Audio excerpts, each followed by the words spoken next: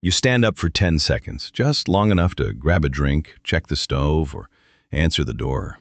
And when you turn back around, your dog is already in your spot.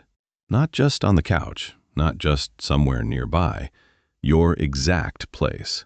The chair you always use, your side of the bed. The warm dip you just left behind. A lot of owners see that and land on one explanation fast. My dog is claiming my spot.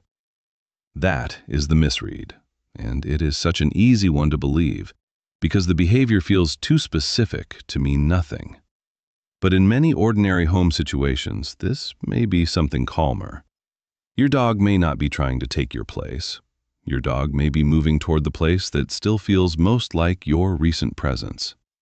That is the shift in this video. Not less meaning, just a better read of the meaning. Because what looks like possession on the surface may be something much more familiar, much more ordinary, and much more about comfort than challenge. Hidden dog signals. Understand your dog better. This behavior gets under people's skin because it happens so quickly. You leave the seat and your dog moves in almost right away. That timing is what makes it feel loaded. If your dog wandered over 5 minutes later, it would not hit the same way. But when it happens immediately, it can feel like your dog noticed the opening and took the one place that mattered. And that is where the real owner question starts. Is my dog trying to claim my spot? Or is my dog drawn to something about the spot I just left behind? That is the whole video, that one question. Because your dog is not reacting to the moment the same way you are. You are thinking, that was my seat. Your dog may be responding to a different set of cues entirely.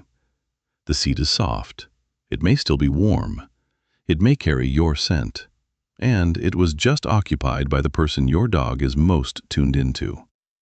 So before you treat this like a statement, it helps to see it as a pattern. The behavior is obvious. The reason underneath it is where owners usually rush too fast.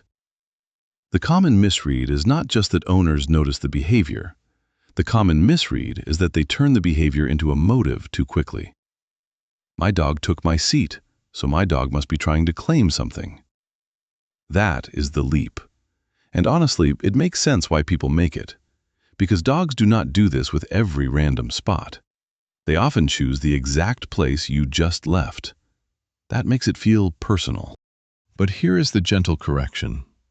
A behavior can be personal without being possessive. That is the distinction. Your dog took your spot. That part is real. But my dog is trying to take over is still an interpretation. And in many everyday cases, it may not be the best one. Because a recently vacated seat is not just a piece of furniture. It is a concentrated comfort spot. It is familiar. It is easy to settle into. And depending on the dog and the context, it may feel more connected to you than an empty chair across the room. So the issue is not that you noticed something meaningful. The issue is that one moment may not carry the dramatic meaning owners often attach to it. One calmer explanation is this. Your dog may be choosing the place that still feels closest to your recent presence. That is the center of the behavior. Not status, not a challenge, not a power move, a comfort move. And that comfort may come from a few simple things working together. The spot may be softer than the floor. It may still hold some warmth from your body. It may carry a familiar scent.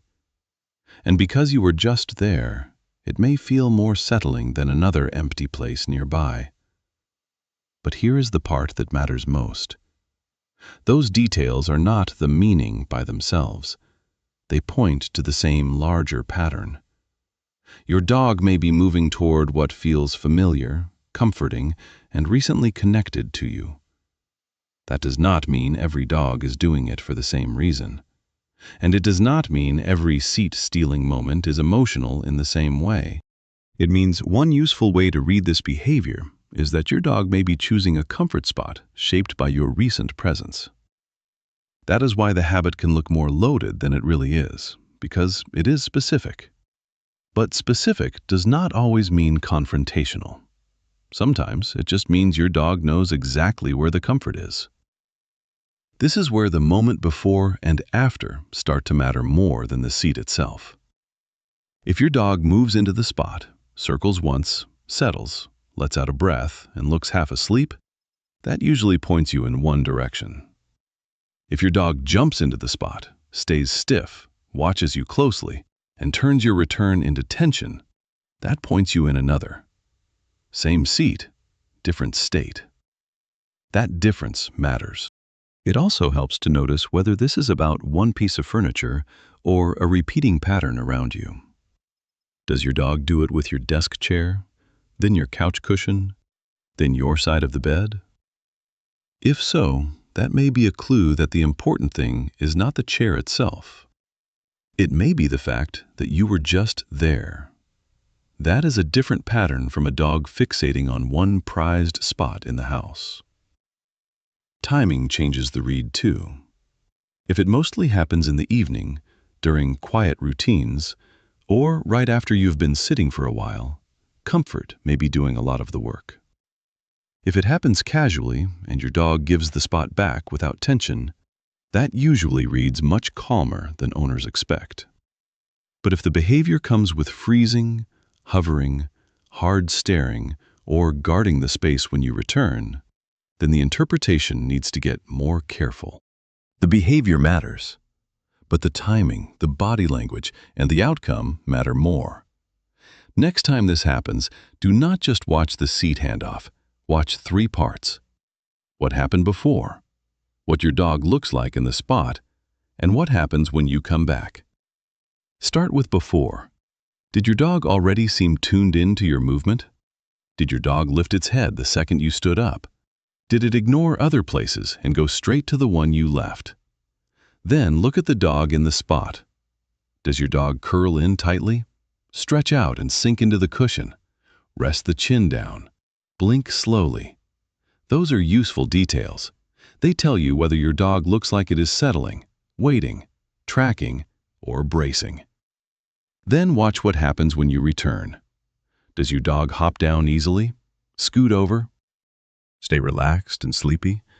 Or does the whole mood change?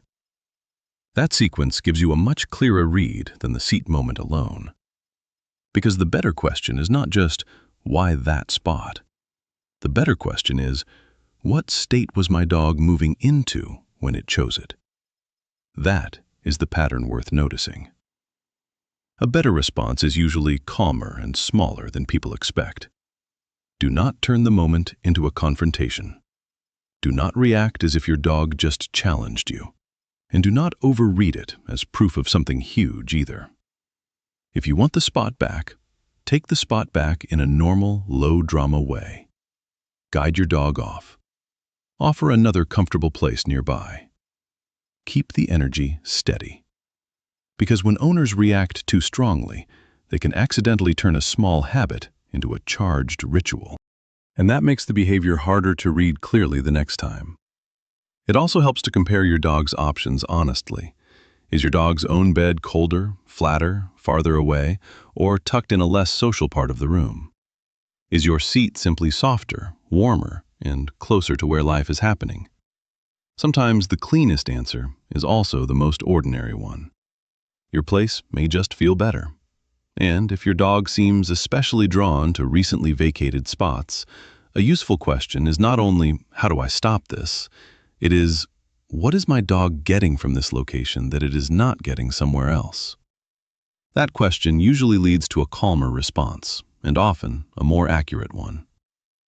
So why does your dog steal your seat the second you stand up? In many everyday home situations, one calmer answer is this. Your dog may be choosing the place that still feels closest to your recent presence. That is the interpretation to keep.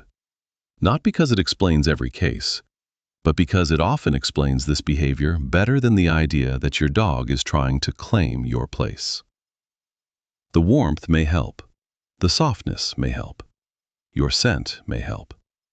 But together, those things may be making that spot feel like the easiest place for your dog to settle near you, even after you have moved. And once you see that, the behavior often changes shape. It stops looking like a challenge and starts looking more like a comfort pattern. What looks possessive in one moment may be much simpler in context. Your dog may not be trying to take your place. Your dog may be choosing the place that still feels most like you were just there. So next time it happens, do not just notice the seat. Notice the pattern around it. And if your dog does this all the time, tell me where it happens most. The couch, the bed, or your usual chair. Hidden dog signals. Understand your dog better.